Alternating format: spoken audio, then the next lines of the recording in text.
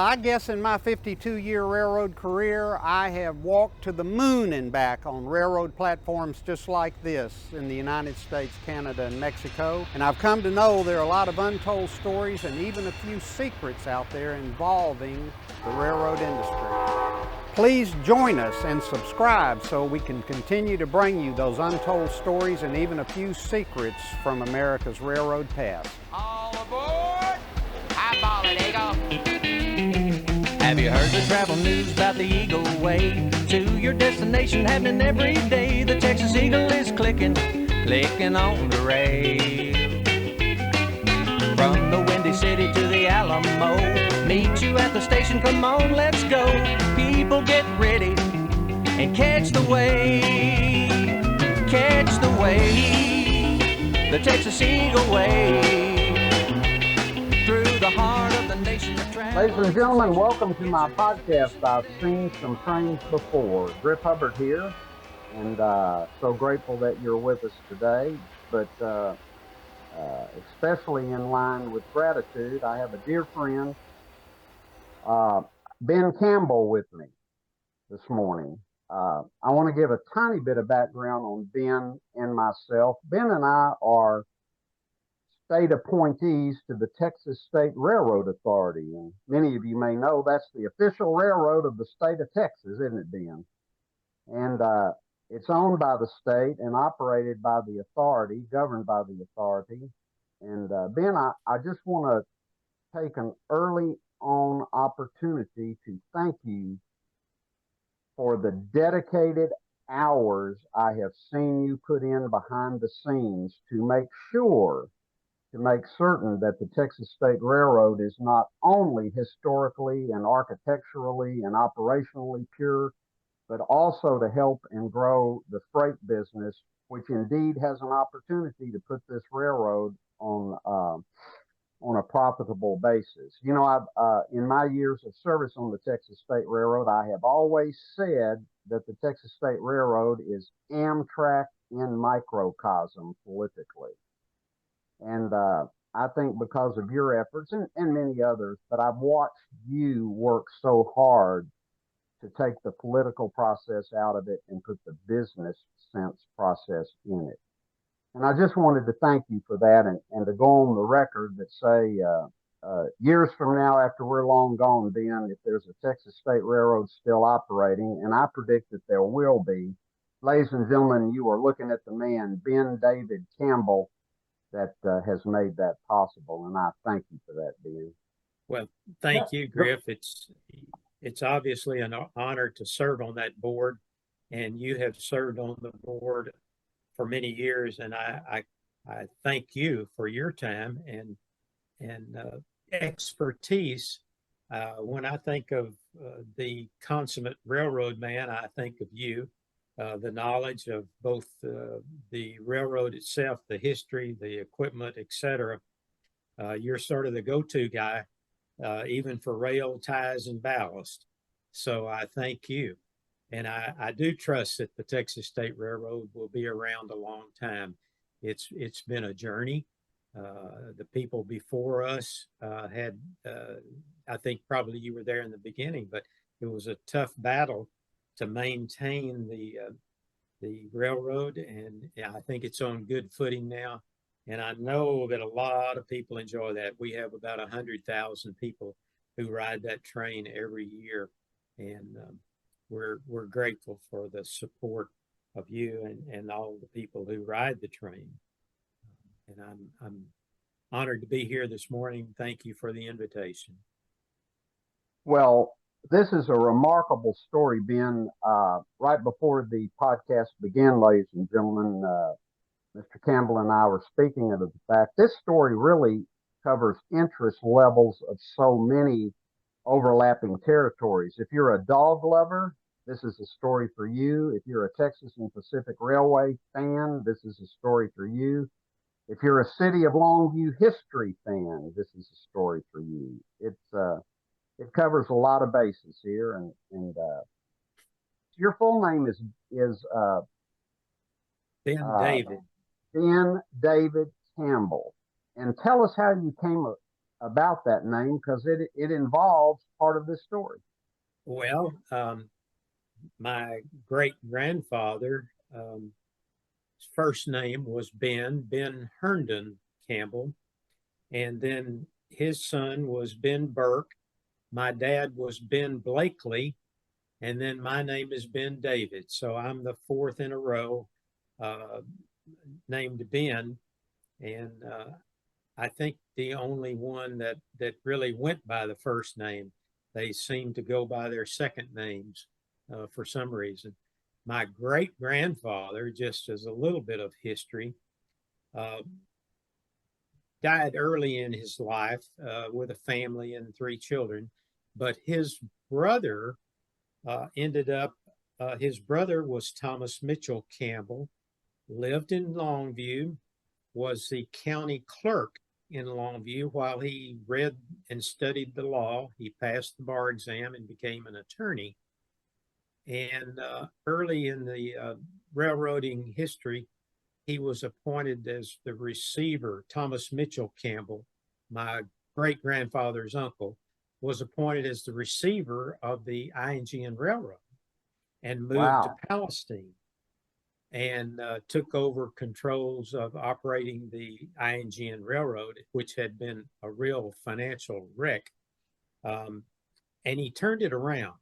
I'm not sure, but he had very tight reins on the railroad, and he turned it around, made it profitable. And they came out of receivership.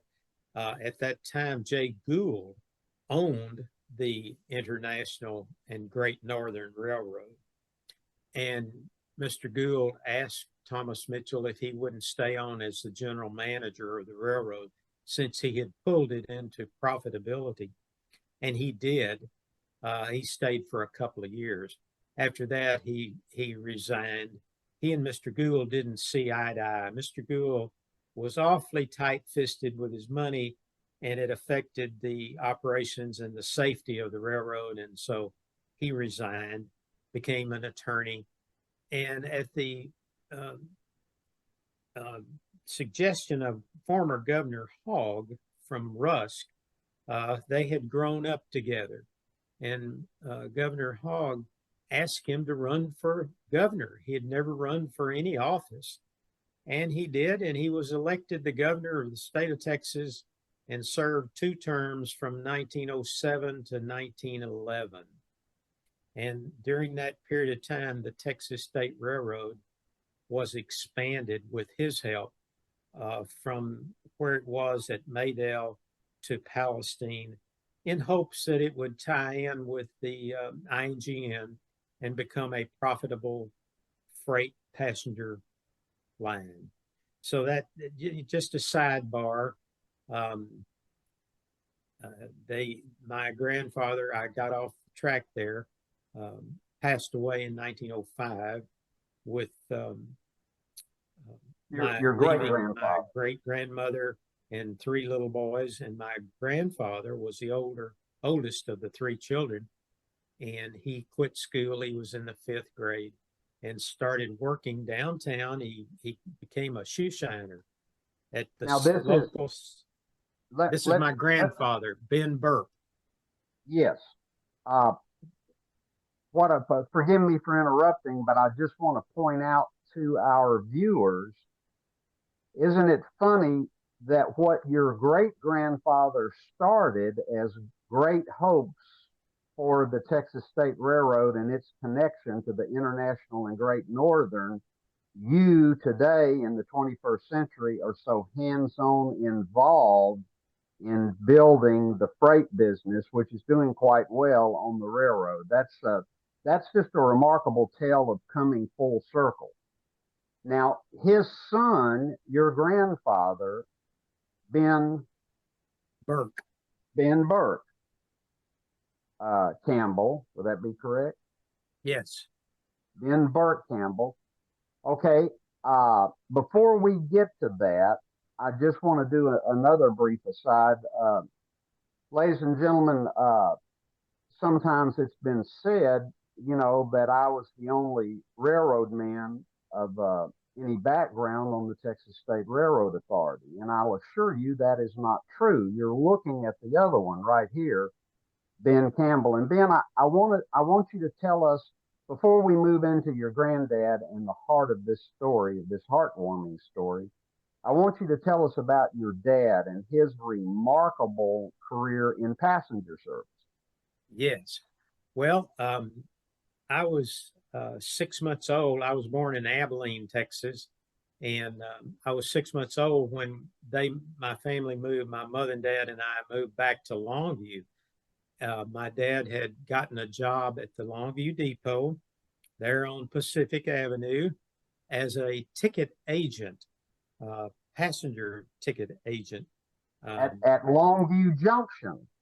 At Longview Junction, that's correct. Sure. And so we moved to Longview, and my grandfather had lived on Green Street, and the lot that he had, there was his backyard backed up to another duplex, and we were able to rent that duplex. So our backyards joined together. So we had a close-knit family there.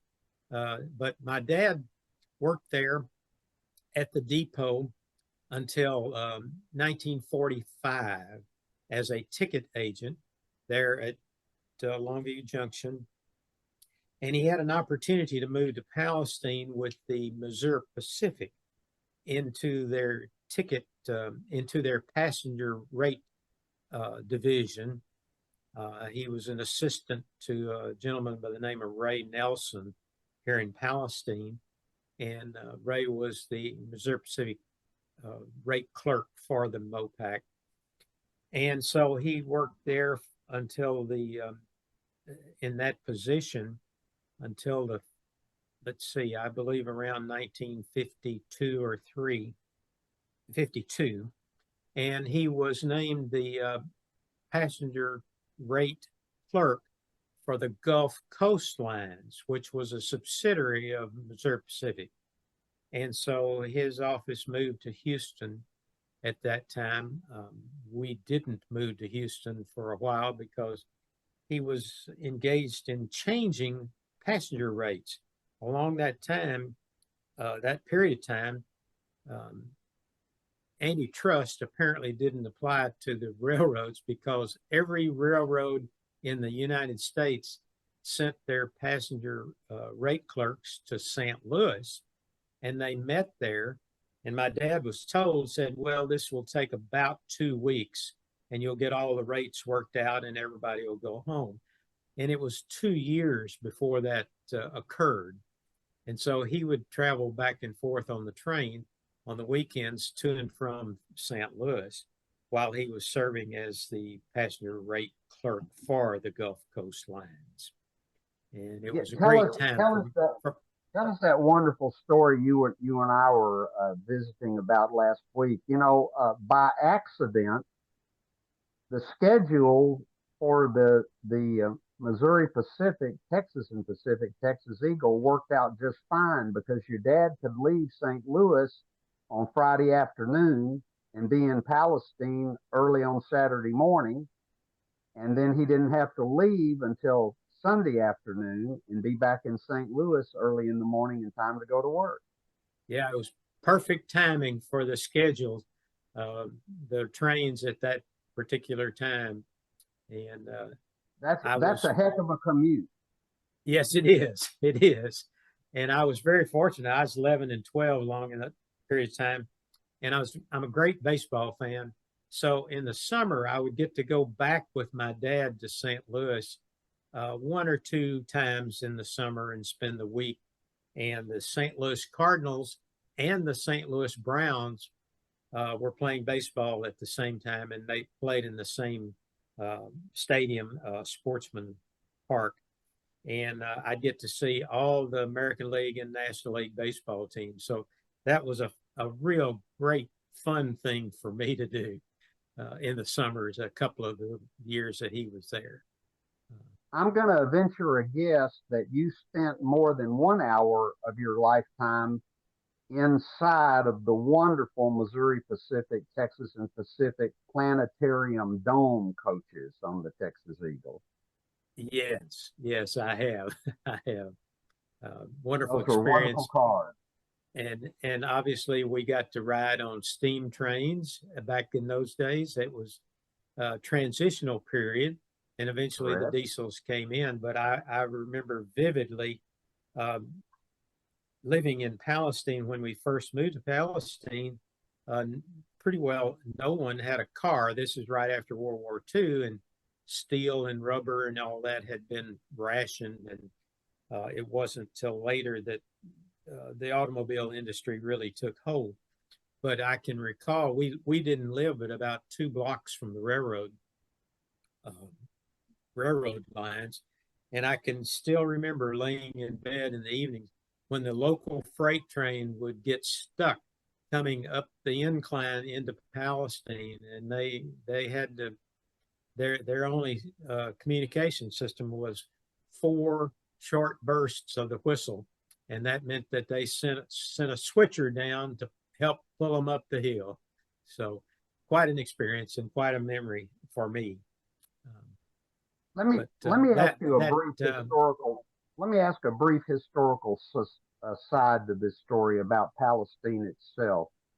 Of the many years I've driven into downtown Palestine to attend a Texas State Railroad Authority board meeting, correct me, I could be wrong, but I can't help but think, particularly along Queen Street, coming off of Highway 79 to downtown, and I would think to myself, these are some solidly built high dollar homes of the teens, 20s, 30s, maybe a few into the 40s. And I'm going to venture a guess, those homes were probably built by railroad men and occupied by railroad men that close to downtown, weren't they? Yes. When the railroad came to Palestine, we got the railroad to come through Palestine by sheer accident. For years, John H. Reagan had been the U.S. Senator from Texas. He had been a U.S. representative before the Civil War, and but he came back after the Civil War, and having seen the railroad networks on the East Coast, he was a great proponent for bringing a railroad to Palestine, and had attempted for years to coerce or convince a rail line to come there, but with no luck. And when the International Railroad got their charter, back then the charter gave the rail line the exact route that they would have to follow. Yes, sir. And so their route was from somewhere near Texarkana to Laredo, and that covered most of the population, really, of the state at that time. And if you draw a line from Texarkana didn't exist at that time, by the way. It was just a point on the map in that northeast corner of Texas. If you draw a straight line from Texarkana to Laredo, you'll pass by the southwest corner of our courthouse square. So Palestine geographically became a railroad town simply because of our location, the luck of the draw of their charter. And so we knew that when that charter was approved, that we would get a railroad. So that was a lucky thing. But when they came to town, they wanted more money. The railroad wanted money from every little town and whatever. And so we made a contract with them that we would give them money. I believe it was $40,000 on a bond issue if they would bring a roundhouse and a repair shop and the general offices for the railroad. Well, the general office back then was the main office building. It was home office, is what it amounted to. And they agreed to that. And in the agreement, it said that no matter if it was mergers, merger in, merger out, if they sold the railroad, if they bought more railroads, it didn't matter. Palestine would maintain these assets. And Palestine became well known in the rail business as the home office for the both the international and then the Houston and Great Northern Railroads, which merged to make the I&GN, the International and Great Northern Railroad. So we were very fortunate, and that's why the general office was here, and that's why my dad was offered the job, because the Missouri Pacific's main office was here in Palestine. And Ben, if I'm not mistaken, correct me if I'm wrong, but going back to those original agreements of well over 100 years ago, the Union Pacific Railroad to this day is still required to support some of the tenets of that original agreement, aren't they? yes, that's correct. It stated that no matter who ended up being the controlling management of the controlling entity, that Palestine would remain the general office. But during the time that Missouri Pacific had it, they were growing so quickly that they had to they came to the city council and said, look, we can't maintain all of our operations from Palestine, because Palestine was still 15,000 population, et cetera. And the city council agreed to that. So we have a little different agreement from that 1872 original contract, but they still have to maintain a certain number of employees. Although we're in a lawsuit right now with Union Pacific, the county and the city, trying to maintain that contract. They want to remove the shops from Palestine, which would pretty well eliminate the majority of the jobs that are here with the railroad. This is a dividing point. Coming from St. Louis, the rails divide here, going to Houston and Galveston, and one line goes to Austin, San Antonio, Laredo. And so I think that we will always be a spot on the map, and they'll always send traffic through here, but not to the extent. We won't have the extent of employment that we've enjoyed through the years. If I'm not mistaken, this has already gone to the United States Supreme Court and come back in your favor once, hasn't it? It's gone twice, and once to it's once to the Fifth Circuit and once to the Supreme Court. That was in 1913, and yes, we did win that, and they had to move the general office back from St. Louis to Palestine, and it's been a yo-yo back and forth. The major, all the owners of the railroads thought that Palestine was way too small a town, and even on the maps that they would draw, they would make Palestine much larger circle than it actually was, so that it would look like it was a larger town. Let's move to your grandfather and the heart of this story, Ben Burke Campbell, and how he got to Longview. And knowing the story, by the graciousness of your time and to take with me, telling me this story over the years several times, I feel like I should know that man, at least in spirit, as many hours as I have spent at 905 Pacific Avenue, the address of the depot at Longview Junction, Texas, to this day. But Ben, he was a true Renaissance man, as this story will unfold. It'll become self-evident to all. A remarkable individual, as is his grandson, I might add. But tell us how Ben Burke Campbell arrived in Longview and why. Tell us his story. Okay. My great grandfather was an attorney and was in the Civil War and was wounded pretty severely. He lived in Georgia at the time, and he and his wife had a child who was very young, and I'm not real positive of her age, my great-grandmother. After the Civil War and the devastation of the South, there were no jobs, there were no farms, there were no ranches, there were no nothing to do there. And so he packed up, and they came to Texas in a wagon. and they crossed came across the river there, I guess the Sabine River, on the ferry and ended up in Longview. And he again was an attorney, so he put out a shingle as working there. My great grandmother married later Ben Herndon Campbell, and then they had 3 children, including my grandfather Ben Burke. And then when Burke, and he went by Burke, and I will refer to him as Burke. But when Burke was, I believe, 12 years old, his father passed away, and his mother had been a homemaker and mother, and she didn't have a job, and he had 2 younger brothers, so he went downtown and opened a little shoe shine facility and a cigar store down on Tyler Street, and kind of supported the family for a couple of years.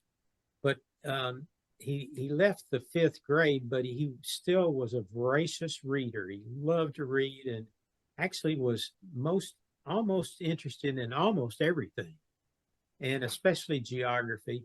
And right next door to the cigar shop, when he didn't have any shoes to shine, the gentleman there who was a telegraph operator for Western Union, the Western Union store was right next door.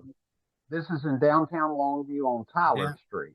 Yes, downtown Longview, and it faced south. There it was facing south on Tyler. At any rate, my granddad would go in there, and the gentleman he had a bookshelf full of books. And so my granddad would get a book and sit over in the corner and read. And eventually the telegraph operator really took a liking to my granddad, because he kept asking so many questions about geography and this and that. And eventually the delivery boy for the Western Union quit, and so they hired my granddad as the delivery person for Western Union telegrams. And that was a pretty active business back in the early 1900s. And it would have been about 1907. And during that period of time, when he was delivering telegrams, the gentleman who ran the store there taught my granddad the Morse code and how to hear the clicks and how to maneuver a telegraph key to both receive and send telegrams. And he would fill in during lunchtime or when the gentleman was gone and send and receive telegrams, and then go deliver them himself, etc. And in the neighborhood where they lived, south of the depot there in downtown Longview, my great grandmother and my granddad and his brothers lived there on High Street. But in the neighborhood, my granddad would do odd jobs on the weekend when he wasn't working. I think it was just on Sunday that they were not open. But a neighbor of theirs was the mayor, G.A. Bodenheim. Oh, very, very, very famous mayor of Longview. Yes, Bodie was his nickname, and Bodie was a neighbor of my granddad's and family, and he would do odd jobs for Bodie, off and on all the time. And when my granddad was about 17, Mayor Bodenheim contacted my granddad to come see him, and he did. And he had read of a job opening interview. They were going to have job interviews for the railroad for a telegraph operator, but the interviews were being held in Shreveport. Now, why Shreveport, I don't know, but it was the Texas and Pacific, but that's where they held the interviews. So let me venture a guess on that, Ben. Probably, as you well know, in later years, Longview became the Superintendent's Division headquarters for the legendary Red River Division. But I'm going to guess in those days it was held in Shreveport because probably that's where the division headquarters. That's probably where the superintendent's office would have been. I see. And another quick aside I'd like to just insert in here briefly for historical context. Um, I'm prone to say on these podcasts, Ben, there may not be a handful of people, but I know 100 years from now, if this tape still exists, there'll at least be one person who might care about the little tiny vignettes that we stick in here.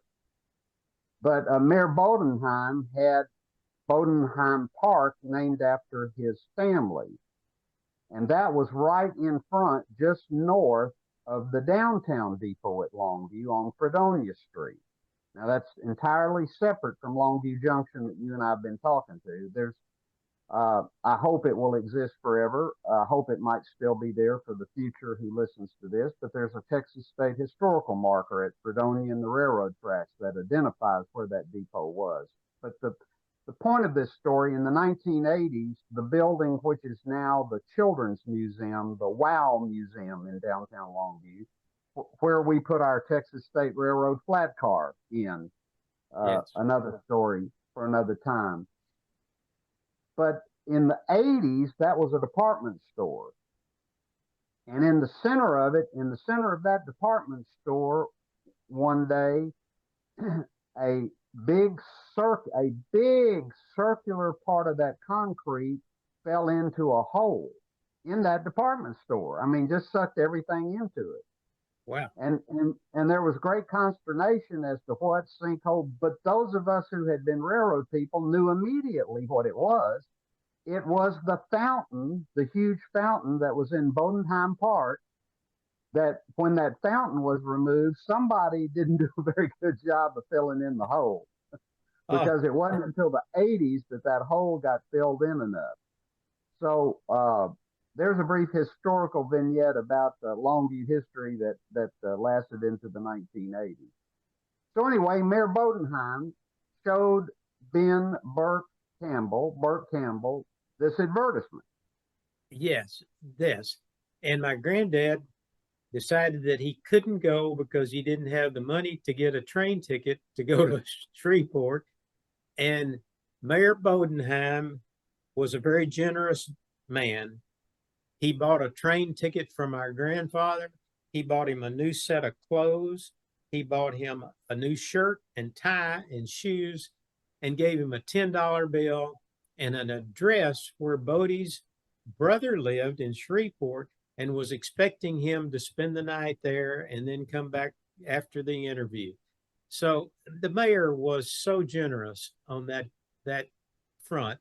And so my grandfather went, he got the job, he spent the night, he came home, and then he left. They put him to work immediately. They did not give him an office. He was a teenager. He was 17 and no family, etc. And his job was to go to a train wreck, no matter where it was on the TNP, and set up a telegraph key. And they gave him, as he put it, a spool of copper wire, a telegraph key, and an orange crate for a desk. And his job was to climb the telegraph pole, hook on to the wire, and then to let the closest depot know what kind of labor force was needed, what equipment was needed to get the wreck cleared and trains moving again. And he did that. As strange as it sounds today, Ben, as you well know, that was the common practice, because if you had a wreck out on the railroad somewhere between two towns, if you didn't send somebody out there with the crate and the telegraph key and the wire to hook in, they had no way to communicate the needs of the wreck situation. So that's remarkable how he would have begun his career that way. Yes. And I'm going to also stick in a historical aside. You know, Mayor Bodenheim being, again, iconic to Longview, and such a well-known historical figure here. Don't you imagine Mayor Bodenheim probably didn't get to his position without being a pretty savvy guy himself. Don't you imagine he must have recognized something in Ben Burke Campbell to have made that investment in him? I never considered that, Griff, but I assume that my granddad was a pretty hard worker. He loved to continue after he'd come home from the railroad, and he had always had a project going. So he just stayed busy till dark and etc. All the time. So maybe that's what it was. But you're right. They called him Colonel Bodenheim for some reason. I think it was an honorary name. Yes. But Yes, he it was was. in the cotton business. And I remember as a child hearing my granddad tell the story that Colonel Bodenheim and his brother cornered the cotton market and made a fortune. I didn't know what that meant, but I really wanted to do that. I wanted to corner the cotton market when I was a kid. But he was mayor for almost 20 years or something, and he was during the period of growth in Longview. He was a part of that period, and very active. So your granddad, Ben Burke Campbell, is a brand new hire, and instead of letting him get some on-the-job training because of Western Union training, they started sending him out to wrecks, which were not infrequent in those days. So that's what I've read. Yeah, I bet he did. I bet he did a lot of it. So pick up the story from there, please. Okay. After about two years of wreck services, they assigned him to an office in Hallsville, Texas, between Marshall and Longview. And then very soon after that, they wanted him to move to the depot in Longview as the telegraph operator, which he did. But he remained, he married in 1914. And married your grandmother. Yes, and he would ride the train. They lived in Hallsville. He would ride the train to work, either a freight train or a passenger train, whatever was available, and then ride the train home. And it was several years before he was assigned. It was a year before he was assigned the Longview depot, and then eventually they moved to Longview and lived on Green Street, just north of downtown. But during that time, the Depression, the years roll on and the Depression comes along, and railroad workers were really privileged because they had a job, and everybody considered my granddad as a wealthy person because he had a job during that time. Oh yeah. And the local drugstore and pharmacy in Hallsville closed. It went bankrupt. And because he had a little bit of money, he bought the drugstore in order to keep the pharmacy open. And that stayed open the rest of the period of time until he sold it after World War II, I guess, started. I just think that's remarkable, that part of his story, Ben. I know I told you this here not long ago, but the bottom line is Ben Burke Campbell didn't necessarily want to go into the pharmacy business. He was a T&P telegraph operator, but he did that so that his fellow citizens of the Hallsville area could have access to medication. Yes, that's pretty remarkable. He did. That's pretty altruistic. Another funny story, and it wasn't about helping anybody but himself. He loved animals. He was an animal lover from the time he was a young boy. And a traveling circus came through Hallsville one weekend, and they had a performance, and this is during the Depression. They had very, very little money, and so they didn't do very well financially. And they really didn't have enough money to buy hay or feed for the animals. And so my grandfather bought at least three animals. I maybe another one, but I only knew that he bought an elephant, he bought a camel, and a zebra from the circus. And there was a big field behind his home there in Hallsville, and that's where he put them. And the neighbors didn't complain for about the animals being out there, except in the mornings. The elephant would trumpet way before daylight every morning and wake everybody in the neighborhood up. So that was one of the funny things. Eventually, the circus, about a year and a half later, came back through. They'd made a little bit of money. He sold them the animals back for whatever he'd paid for them. And along that similar vein, two barnstormers ended up in Hallsville one time, and they had two biplanes, and they wanted 10 cents to take anybody up in the biplane for a ride in an airplane.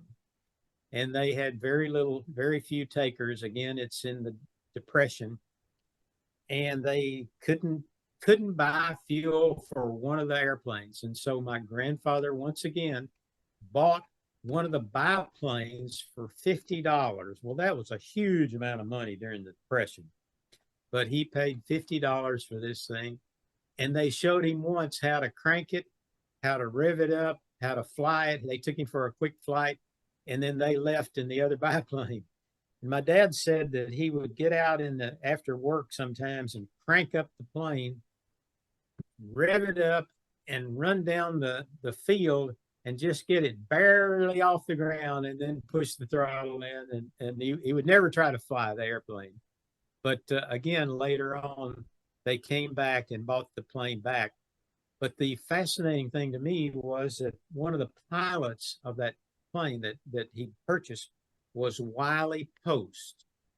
And today that name is not as recognizable as previously, but he was the pilot that crashed in Alaska in 1935. His passenger was Will Rogers, a very famous humorist, movie star, comedian, a very well-known gentleman from Oklahoma. And they had gone to Alaska on a flight, and they crashed, and both were killed.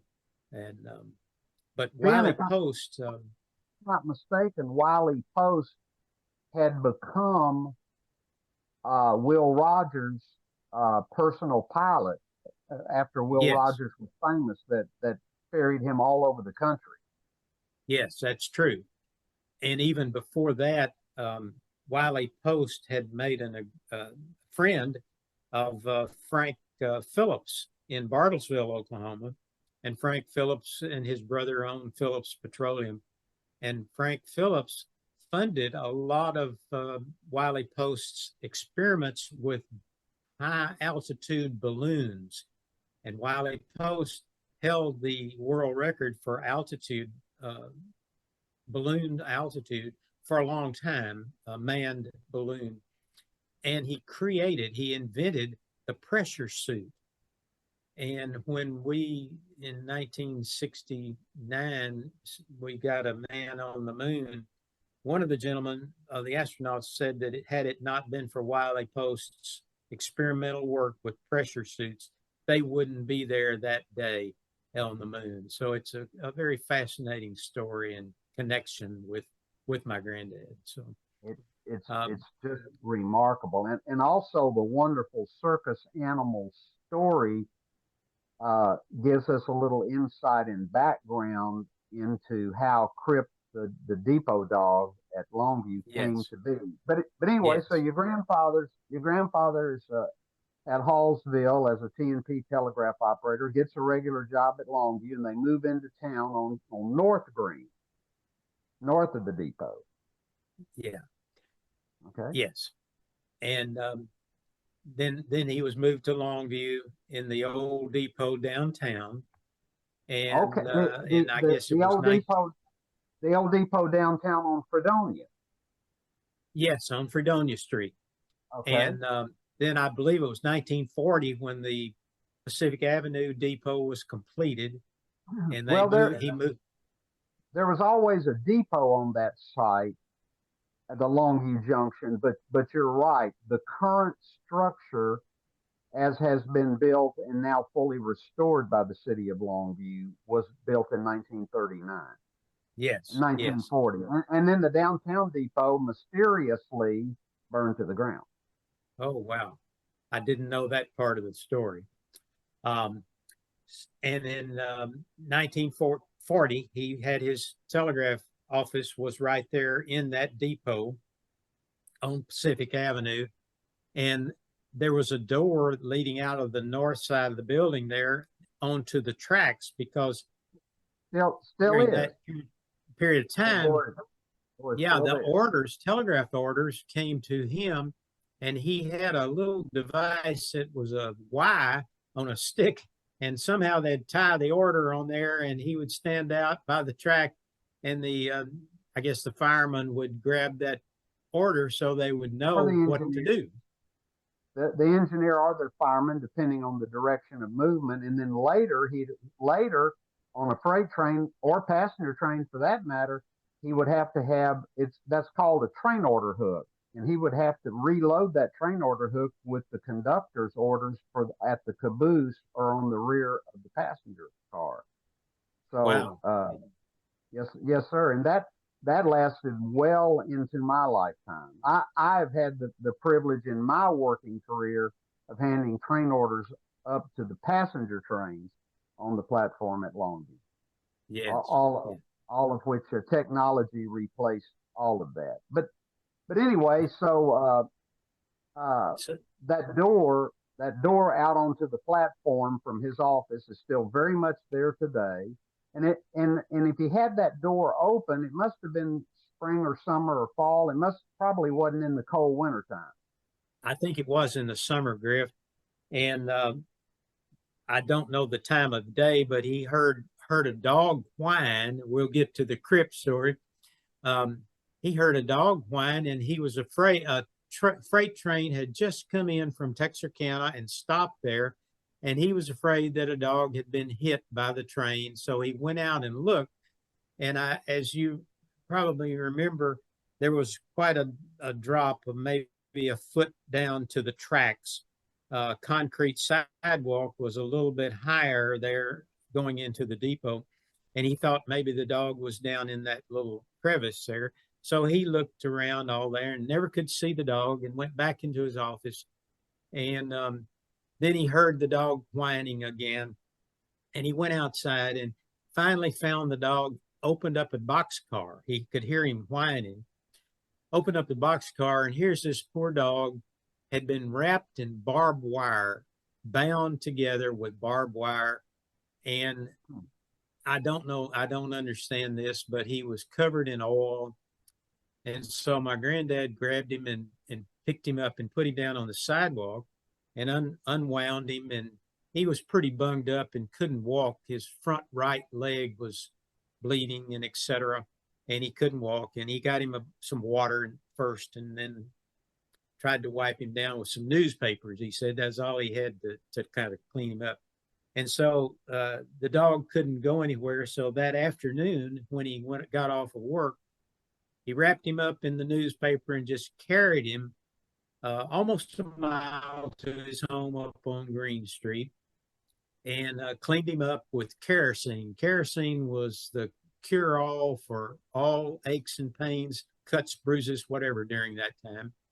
So I guess in the interim, before his shift ended, I guess he had to carry this poor dog into the telegraph office and keep him there. Well, I think he left him on the sidewalk. He was so covered in oil, Griff, that he just left him on the sidewalk, but he left him in the shadow, he said. He got him where he was comfortable and a bowl of water. That would have actually been the passenger platform there at the depot. Okay. Yeah. And so he took him home, cleaned him up and realized he was hurt pretty badly and took him to the vet that night. And the vet had to amputate his right front leg. It had already started, the infections had set in and they were fearful of gangrene and etc. So he brought him home and put him on the back porch of his home. And that's where he recuperated. And after he got to where he could get up, he was never what I would consider a stable walker. He kind of hobbled along. He never learned how to maneuver on those three legs, but he got there. But he bonded, of course, with my grandfather. He wanted to be every place that my grandfather was. Whether he would go outside, he wanted to go outside. If he was in the yard, no matter where, that dog wanted to be right there with him. And I can remember our houses, our back door, our backyards met. And I can remember as a child hearing that dog whine when my granddad was outside with me. He was sort of jealous and he was whining and barking and carrying on. He wanted to be outside as well. But every morning, my granddad would walk to work to 7 o'clock. He started work at 7, so he would walk, and finally the dog started walking with him, and he walked to work with my granddad, laid under the desk all day, walked back home at 4, and they were just together constantly. And the railroad men there just loved Crip, and they adopted him as the railroad mascot. And Crip got fat with hamburger patties from the T&P Cafe across the street. All these guys would bring him a hamburger patty, and Crip got to be a huge dog. And it was a good life for Crip, and he would walk to work. And this went on for 12 years. Crip didn't die until 1952. And every day that my granddad worked, Crip came to the depot with him. And he truly was the railroad dog during that time. Look at what Crip witnessed, because if it went on for 12 years, that means that your granddad rescued him in 1940. Yes. So Crip would have witnessed the war years in that depot, yes. and the comings and goings and the soldiers and the families. Don't you know that he probably got more than one pat on the head from I'm a friendly sure he passer? did. And I know he got more than one hamburger patty every day. But question for my own historical edification. You know, your grandfather's office still exists, meaning where he sat with his telegraph equipment, as you well know, in the Longview station. And by the way, my hat remains off to the city of Longview for its remarkable restoration. It's 1939 detailed restoration of the Longview Junction station. If you try this experiment sometime, if you want to, if you're ever in the area, at sunset, if you'll drive up and just park in the parking lot about 50 yards back from the front door of the station, right at sunset, and just gaze in the direction of the depot, you honestly can't tell if it's 1939 or 2023, because the 1939 picture looks exactly like it does today.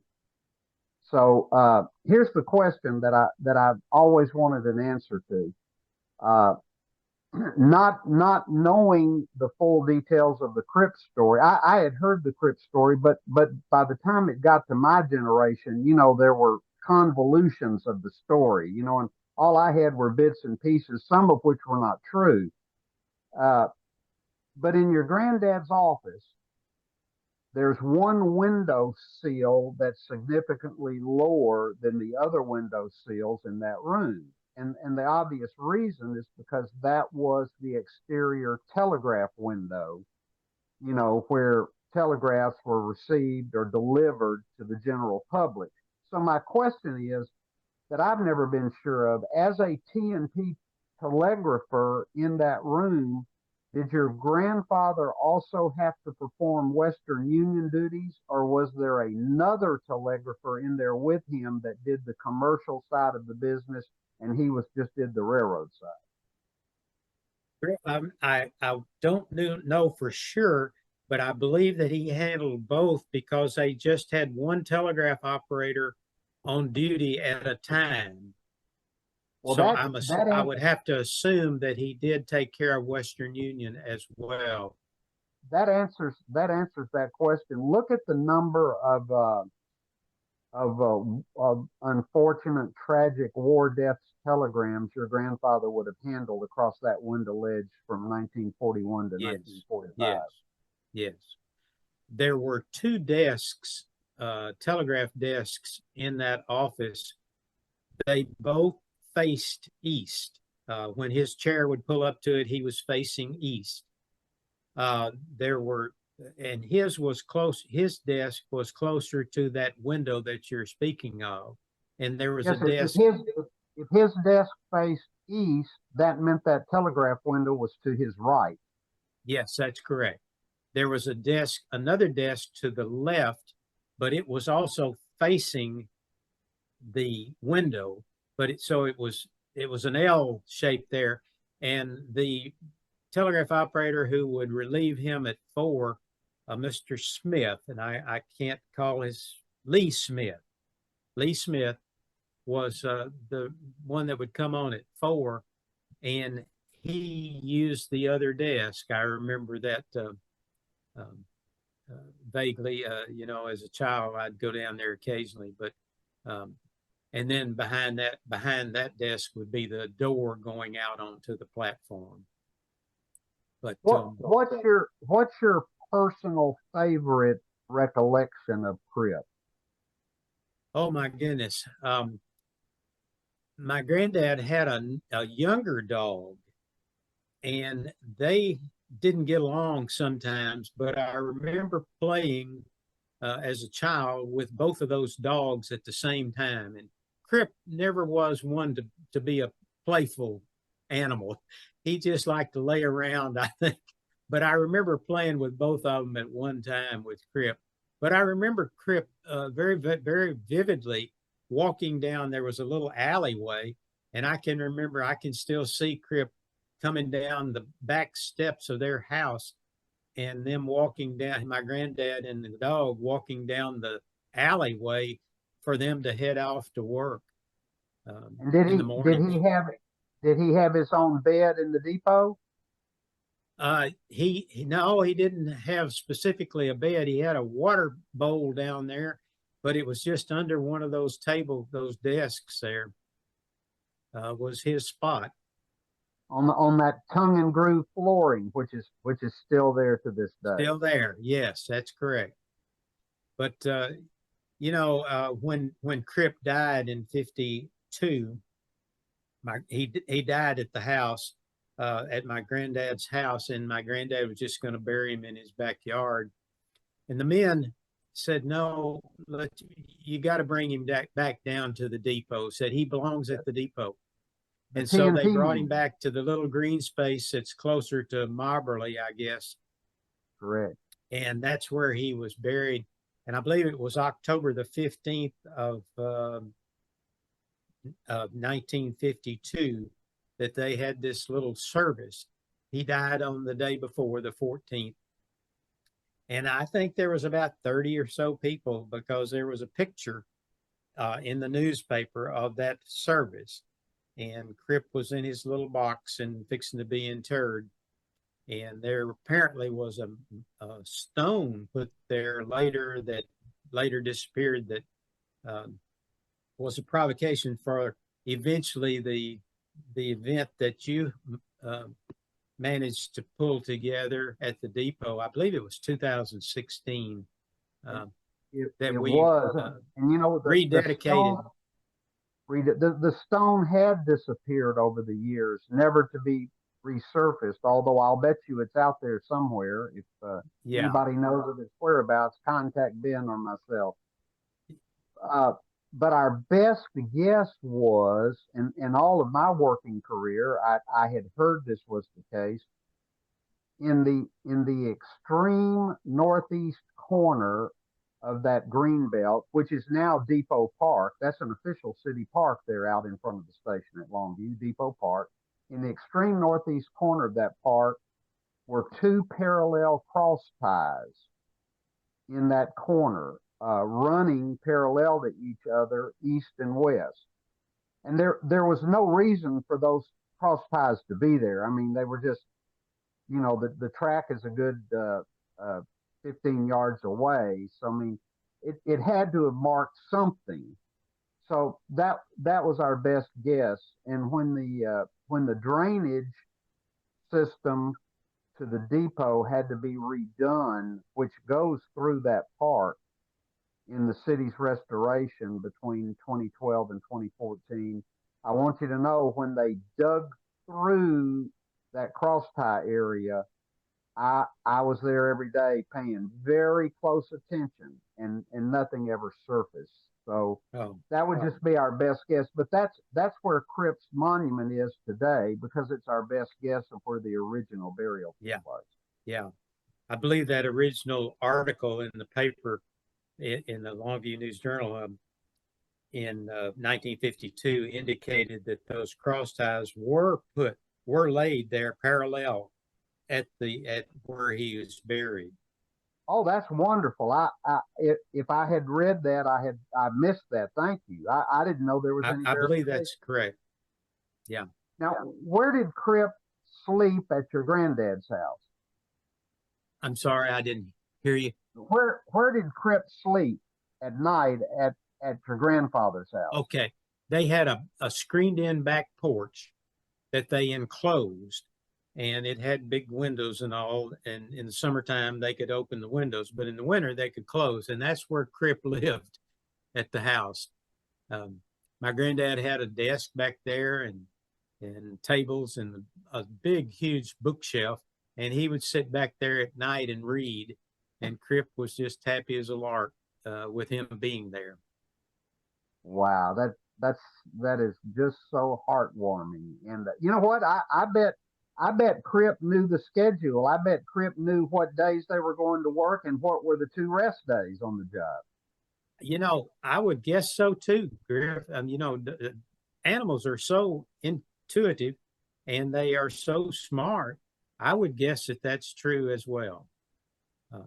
Tell us about the remarkable. You'd already alluded to the fact that your grandfather, even from boyhood, always had another project going. Tell us about his own personal steam railroad in Longview, Texas. Okay. Going back to World War II, during World War II, there were so many rations because of the war effort. Steel was rationed, rubber was rationed, so they didn't have car tires. Sugar, meat was rationed. You had little stamps for that. And so after the war was over in 1945, those rations came off and steel eventually became available.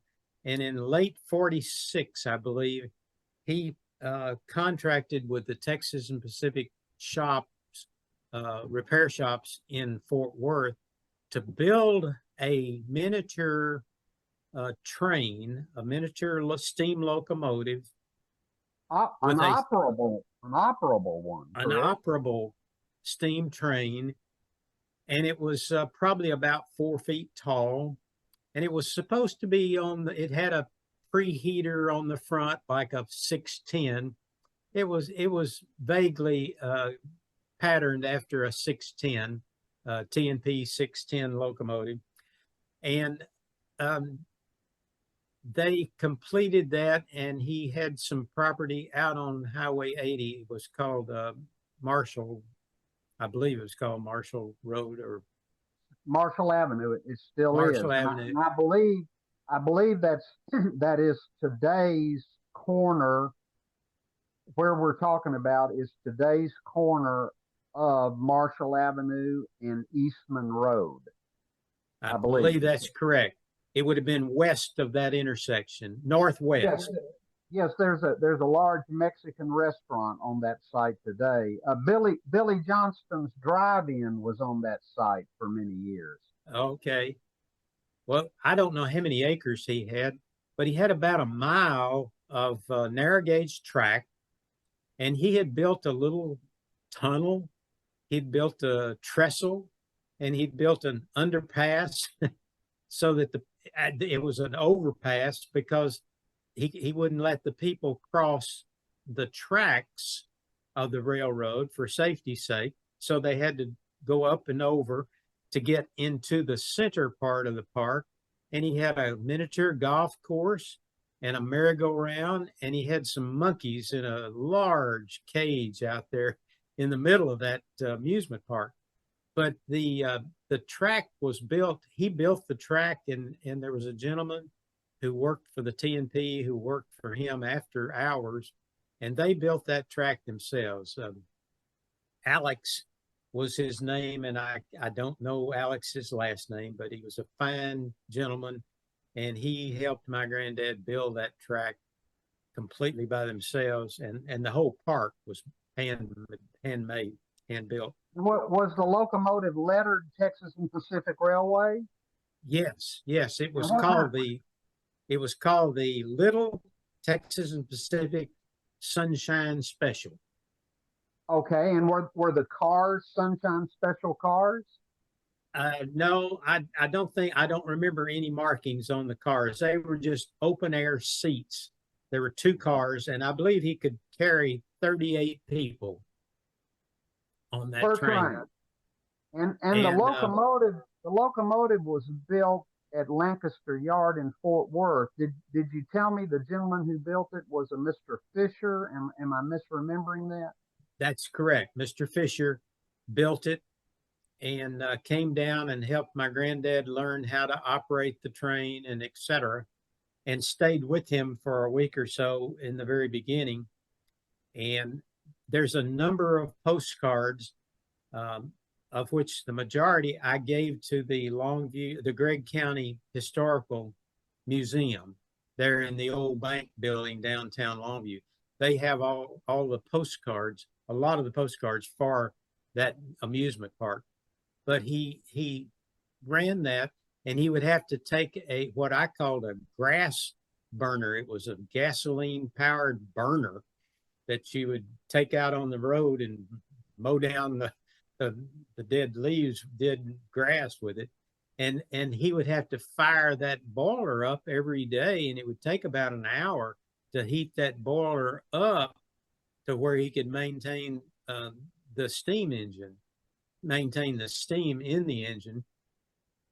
And so he'd stick that weed burner into that boiler and fire it up every afternoon. And then, of course, he kept it in the tunnel that he built and locked it up in the evenings.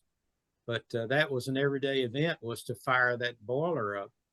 And it's had a screaming whistle and bell, just like a steam locomotive. And I believe that the cost of that ticket was 10 cents back in those days. And the kids it was a big to do. That was well before Disneyland, before Mr. Disney decided to put in a park. He had his amusement park out there, and it was quite busy for several years. He became my granddad had some stomach issues and became quite ill. And during that year that he was ill, he decided to sell the railroad and the park and all the parts, all the merry-go-round, etc. And he did. And the train went somewhere to someone in the valley of Texas. There was an orange grove somewhere down there in the valley, and somebody bought it and they put it in the orange grove, and they'd take the kiddos around the orange trees from time to time. But I've lost track of it. I've tried to find it, but I've lost track of it from there. I did find the merry-go-round. The merry-go-round is in Wichita, Kansas, in the city-owned park, and it still operates every summer. They've maintained the thing. It's, I believe, about a 1910 Parker merry-go-round. Wow. And made with wooden horses. And every winter, talking about a project every winter, he'd paint the hobby horses, every one of them. That would be his winter project. But he loved kids, he loved animals, and he was just always interested in some project. And but eventually he became. This begs the question: was Crip a visitor to the park? No, they didn't ever take Crip out there. Okay. Our buddy, the other dog, that brings up another. I get off on these rabbit trails, Griff, so stop me. All right. Rabbit trails are the most interesting ones. Well, in the winter, he had two monkeys that he kept at the park, but in the winter he would bring them to the house, and he had built a really large enclosure for the monkeys in this backyard. And he had a tarp. It was made with chicken wire and 2x4s, and he had chicken wire there, and he had a tarp over the top and a couple of sides of it. And he in the wintertime, cold winter, he had a light bulb that he put in a little house for the monkeys to stay warm.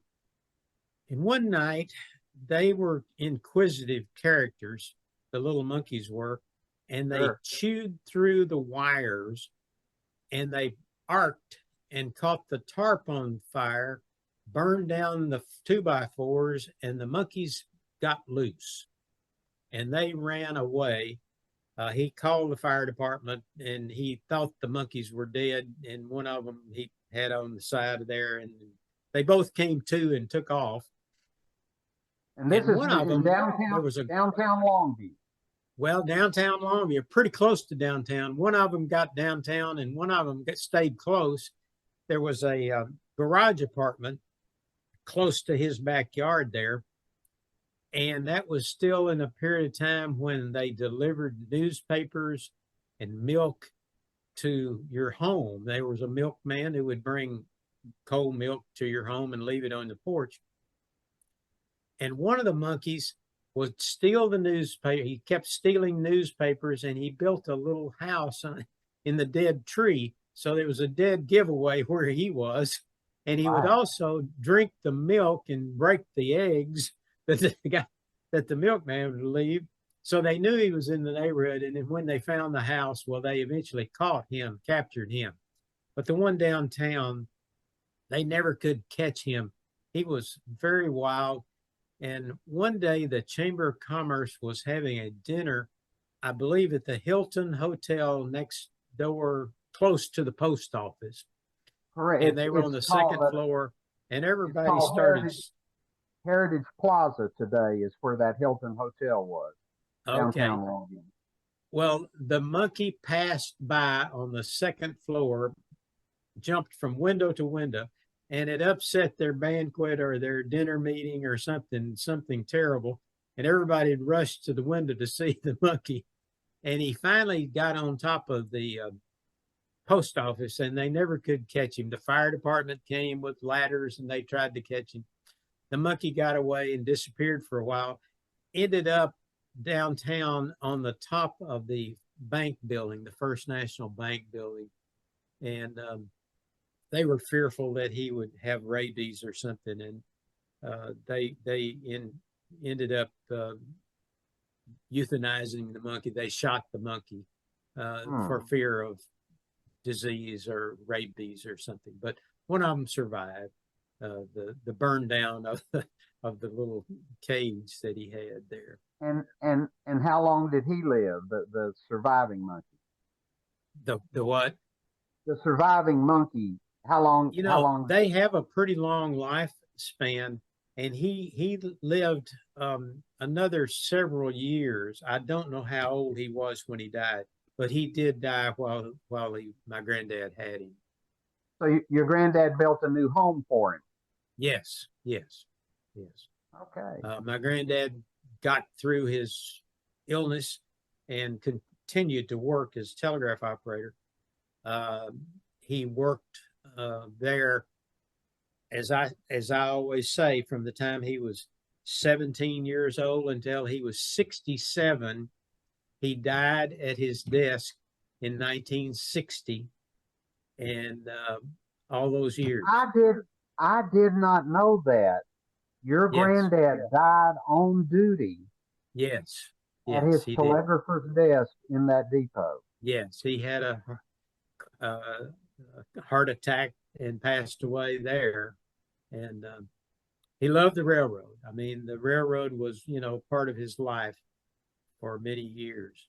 And Look what he saw in his career. Look how he saw the Texas and Pacific Railroad grow and transform and change.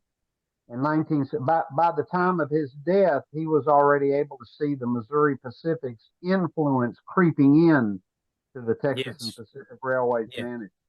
Yes. And the demise of the TNP, the Missouri Pacific owned the TNP, but they operated it separately during his period of time, I think. Correct, they did. And he actually went to work for the International and Great Northern Railroad when he was 17, but it was the same railroad through the TNP, through the MOPAC, etc. Sure, people, it's just kind of lost to history, but the depot, the today's depot, the 1939 restored structure at Longview Junction, the original postcards to that depot clearly say Missouri Pacific, Texas and Pacific, International and Great Northern Depot at Longview. And in fact, if I'm not mistaken, International I&GN is first out. So Yeah. it was a Jenny station. Yes. In everybody's mind's eye. The original two railroads that started off were the International Railroad, chartered, I believe, after the Houston and Great Northern Railroad. It was started in Rusk, Texas, and for whatever reasons, there were all sorts of reasons that it did not go through Rusk. They really took a beating on that deal. It was supposed to go from Rusk to Paris, Texas, and then on into, at that time, Indian Territory, etc. But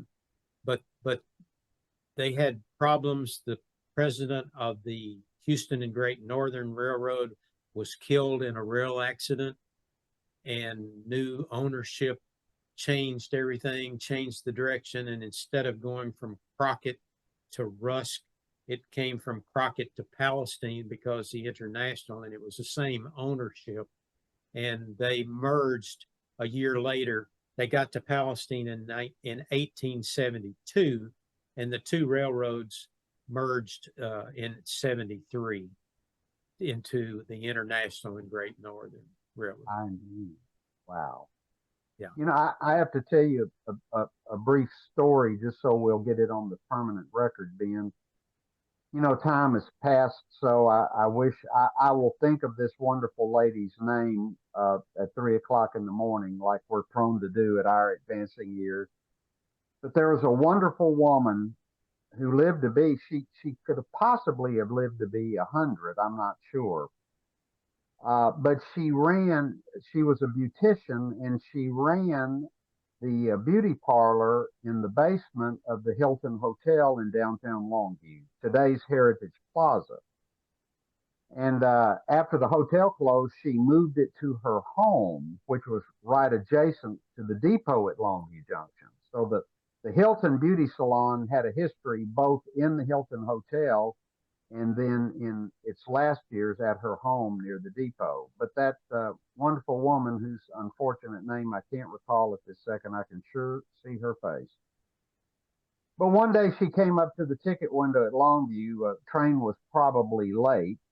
And she said to me, she said, I still feel, this is well into the Amtrak era I'm talking about, into the 70s. And her family had all moved to Austin. Consequently, she would ride the train to go from Longview to Austin to visit them. And she said, I still feel uncomfortable boarding the train here. Well, you know me well enough, Ben. Number one, I had no idea what she was talking about, but number two, I'm not going to let that go. I Yeah. said, her name almost came to me, but I said, Miss, I said, I said, could you repeat that? And she said, yes, I still feel uncomfortable boarding the train here. And I said, well, is it something we've done? Something. And she said, oh no, this has nothing to do with you at all. She said, it's just in my era. And she was probably in her 80s at this point. She said, it's just in my day, a single woman never boarded the train unaccompanied at Longview Junction. A single woman's reputation would have been damaged. He said, if you were alone as a single woman, you had to board the station downtown on Fredonia Street because that was considered the station, where the genteel people used. And you know what? These old buildings are still over there on Whaley Street, adjacent to the depot. She said, these are where the saloons and bawdy houses and gambling joints were up at this end of town at Longview Junction. And she's right; those old building facades still stand to this day.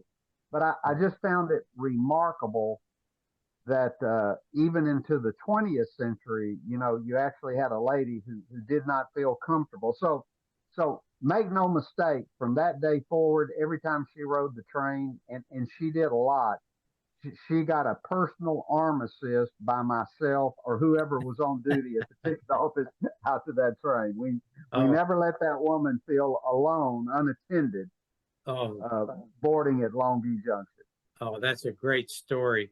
As a child, when we always, my dad worked for the railroad, granddad worked for the railroad, so we had passes on the train, and we would Sure. go. I would get to go to Longview to see them quite often, and then we would all travel to Longview and back and forth.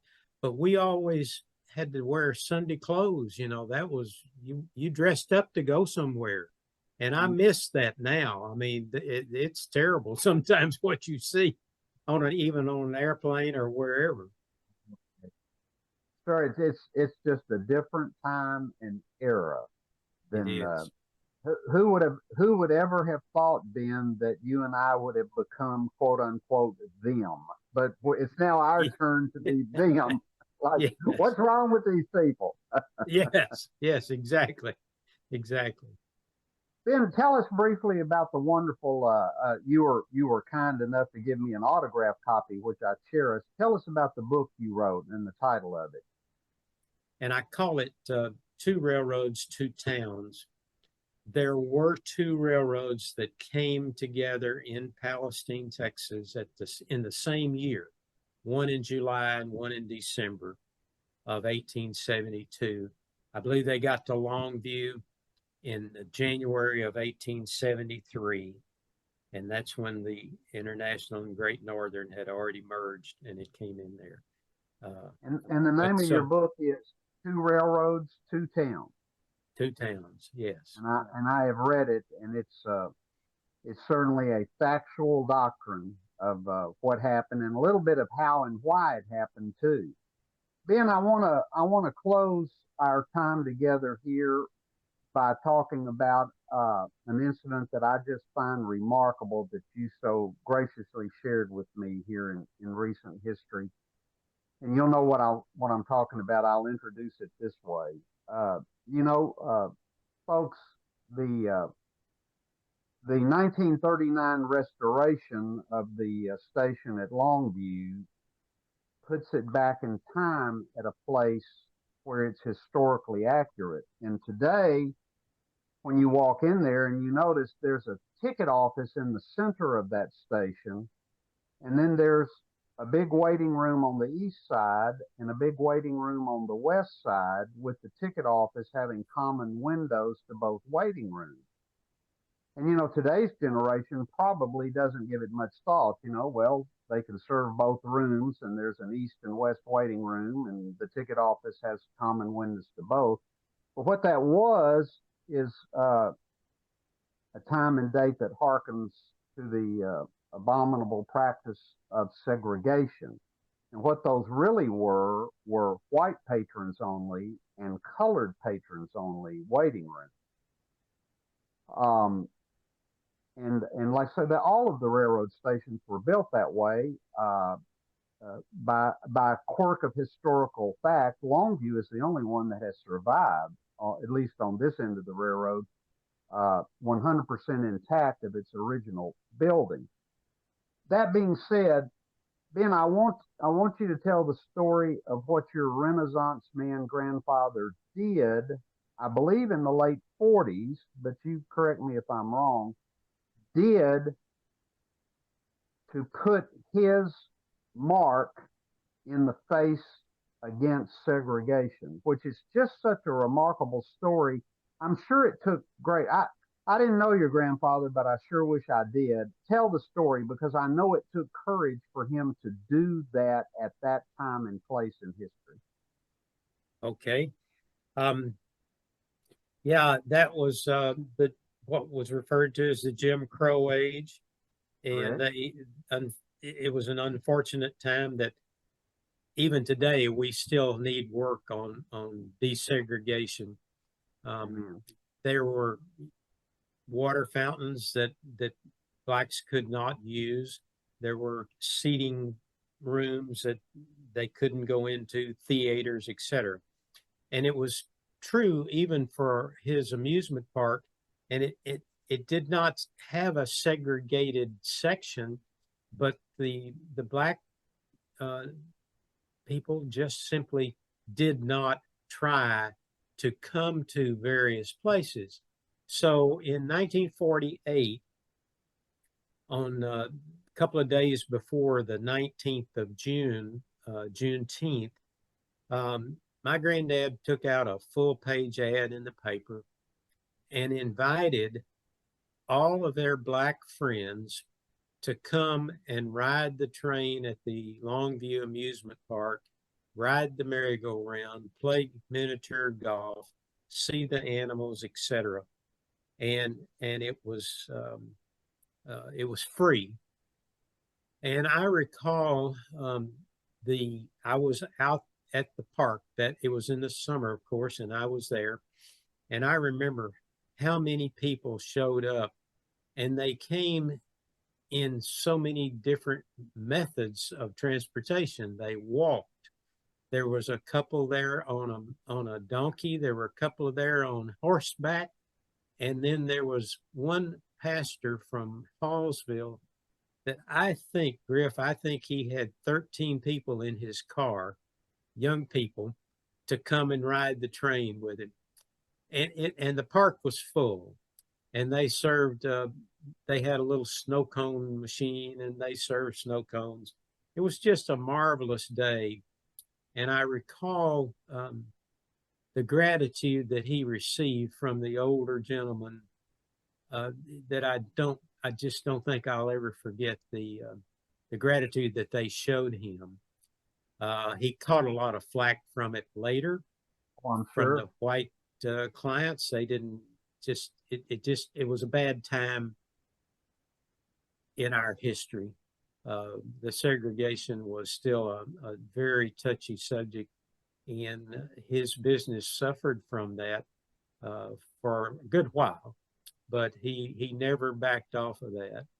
And but it was a great day for him in that park. Thank God he left you that legacy to continue. You have every right to be proud of that legacy, and as an observer in your life, you certainly have continued the traditional values of Ben Burke Campbell, which you could do a lot worse than being like Ben Burke Campbell, couldn't you? Well, thank you. Ben, what have we left out of this story? What does posterity need to know that I have not asked, or that you need to say? Anything? Griff, I could always go down a couple of rabbit trails. I can't think really that's anything germane to our original basis of the story of Crip. I think it's an incredible thing, and the Longview paper was a part of that, because bringing that story back to life, and of course your strong efforts to pull that together. But the question and answer part of the newspaper started that little questionnaire, started that story circulating, and ended up in the rededication of the monument. I believe it was Rader. Was it Mr. Rader that provided the? You know what? We're going to have to go back to the historical record to make sure. I don't want to give credit to the right or the wrong. I don't either. But a funeral home, and we will research that and put it in this podcast. Today's monument to Crip was donated by that the funeral home service. Yeah. Yes, and not only did we have a dedication, we had an Episcopal priest bless the animals that day. I brought my own dog down to the depot and had my dog blessed. Yeah, there were several dogs there that day and received the blessing, and but it was a great thing to do, and I will be eternally grateful to you for pulling that together and the efforts that it took to get it together. Well, you're kind, but let me quickly give credit where credit's due, and that's to the wonderful, magnificent answer line reporter, and more than that at the Longview News Journal, Jolene Ferguson. Yeah, what a magnificent woman. She's a wonderful catalyst. lady. Yes, absolutely. Yes. Ben, thank you for your time. Thank you for your memories. Thank you for your legacy. And, as I think I've already said, so I'll make it brief. 100 years from now, there may not be 100 people interested in this, but there's going to be at least one person who's going to say, you know what? I'm glad they put that on tape.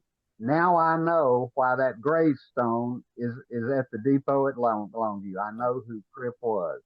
Well, I'm eternally grateful to you for having me today. I thank you, and that legacy I trust will last 100 years from now. I'm very hopeful of that. Sir, it's people like Ben Burke Campbell and yourself that give me hope for the future. Thank you. Thank you, Crip. The Texas Eagle Way, the way to and from and all points beyond. www.texaseagle.y'all. Come on the way, the Texas Eagle Way, through the heart of the nation of traveling.